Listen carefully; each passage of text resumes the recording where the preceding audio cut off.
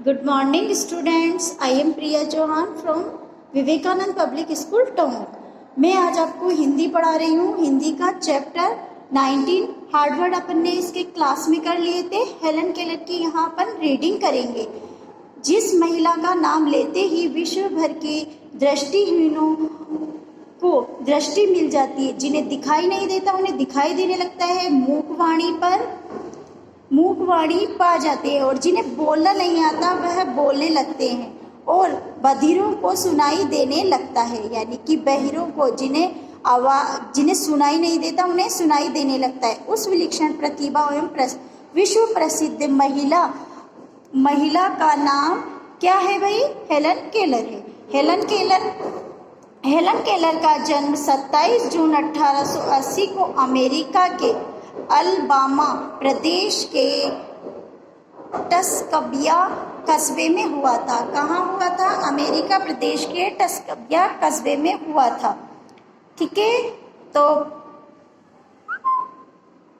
जन्म के समय बच्ची सुंदर और स्वस्थ थी। कैप्टन केलर की यह लड़की बच्ची जब 19 माह की थी तो उसे तेज ज्वर से पीड़ित हो गई। ज्वर का मतलब यहाँ बुखार से है। उसे बहुत तेज बुखार हो गया था।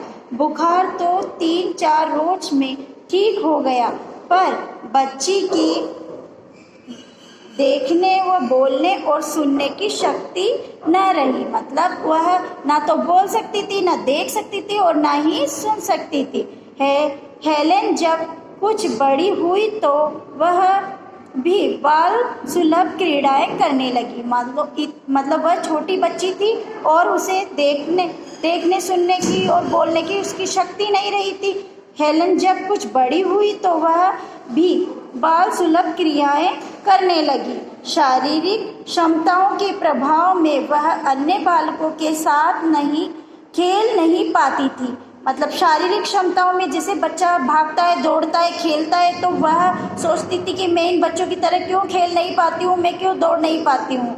इधर श्रीमती केलर मतलब जो उसकी माँ थी वह अनेक चिकित्सकों को उसे दिखाया। वह चाहती थी कि मेरी बच्ची भी दूसरों की तरह ही दौड़े खेले, तो उसकी माँ चाहती थी, इसलिए उसने बहुत बड़े बड़े चिकित्सकों यानी डॉक्टरों को उसे दिखाया। इसी बीच डॉक्टर माइकल एनोस ने के संपर्क में आई। डॉक्टर माइकल एनोस के एक पुत्र युवा और कुशल अध्यापिका एना सुवियार को टस्काबिया भेज दिया। कहाँ भेज दिया? टस्काबिया भेज दिया। एनी सुलीवान स्वयं कुछ वर्षों तक दृष्टिहीन रह चुकी थी। डॉक्टर एनागॉस ने उनकी आंखों के 9 ऑपरेशन कर उन्हें नेत्र ज्योति प्रदान की। मतलब जो डॉक्टर थे, जो उनकी वो पत्नी थी सुलीवाना, टस्काबिया भेज दिया। और सुलीवाना स्वयं कुछ वर्षों तक मतलब उसे दिखाई नहीं देता था, तो जो डॉक्टर थे एनागॉन्स जो डॉक्टर थे उनने उनकी पत्नी के 9 ऑपरेशन किए। मतलब उनके 9 ऑपरेशन किए ताकि उनके आंखों की रोशनी वापस आ सके। नेत्र ज्योति प्रदान की यानी कि आंखों की रोशनी वापस आ सके। एनी सुवान जब हेलन केलर के घर टक्साम्बिया पहुंची तो हेलन की मां ने सोचा यह लड़की तो बहुत ही कम उम्र की है। हेलन जैसी जिद्दी, क्रोधी और अपंग बालिका को क्या पढ़ा सकेगी।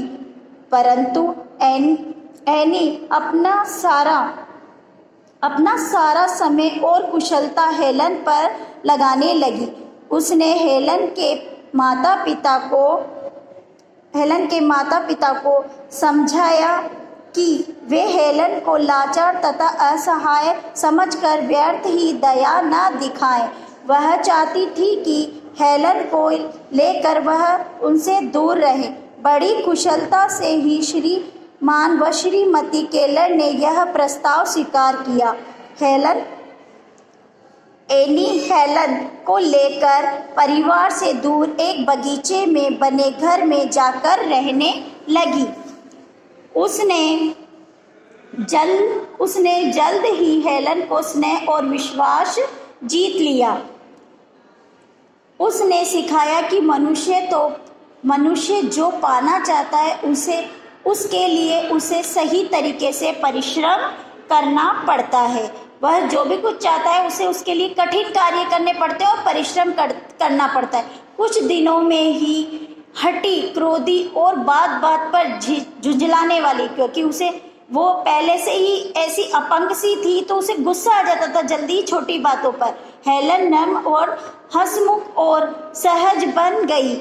उसने सीखने की ललक और काम करने की लगन पैदा हो गई। वह भी चाहती थी कि मैं सब चीज़ों को सीख जाऊं और काम करने की लगन भी उसमें पैदा हो गई थी। यहीं बगीचे में एक दिन उसने पानी को वॉट कहा। क्या कहा उसने? बगीचे में पानी को वॉट कहा। उसका वर्षों का गूंगापन मिट गया। मतलब उसने पानी को बगीचे में एक वॉट शब्द बोल दिया तो उसकी आवाज़ आने लगी, मतलब उसका गूंगापन जो वो बोल नहीं पाती वह मिट गया। ऐसा संभव हुआ एनी सुलीवान के अथक प्रयासों से। जो एली सुलीवान उसे लेकर आई थी उसके अथक प्रयासों से यह कार्य सफल हुआ। हेलन जब प्रबल चेष्टा के कारण 12 वर्ष की अवस्था तक वह अच्छी तरह बोलने लगी थी। उन्होंने अंग्रेजी, लैटिन, ग्रीक, फ्रेंच और जर्मन भाषाएं भी सीख ली। अब देख लिए